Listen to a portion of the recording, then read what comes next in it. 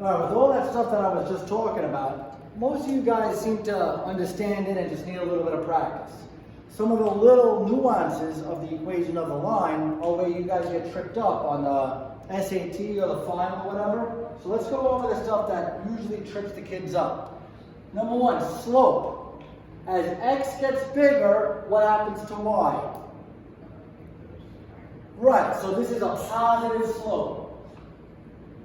As x, or as the input gets bigger, what happens to y, or the output? So this is always going to be a negative slope. As x gets bigger, what happens to y? It stays the same. What is the rate of change? 0 indeed. And notice you can make a z with a horizontal line. That's how you can remember 0 slope. What happens as x gets bigger? X doesn't get bigger. Malfunction. What happens when you have a 0 in the denominator? Undefined. All right, and a little hint is the vertical line, you can make a U for undefined, okay? Last little thing that you need to remember.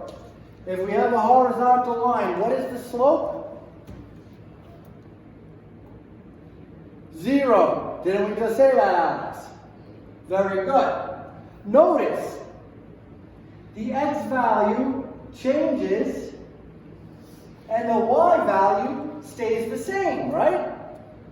Therefore, if we call this point C, the equation of a horizontal line is y equals C. Right? This would be -1C. This would be 2C. The y value always stays the same. Y equals C.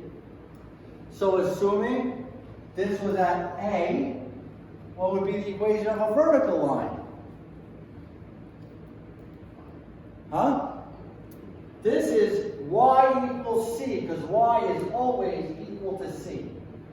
Over here, this point, this point, this point, this point, this is 2, this is A, I go over A, up 2, over A, up 1, over A, down 1.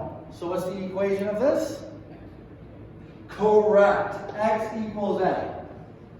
All right, these are little tricks that are very important, okay? Positive slope, negative slope, 0 slope, undefined slope, horizontal line with a 0 slope, y equals whatever that number is, vertical line, undefined slope, x equals whatever number that is. Got it? Good.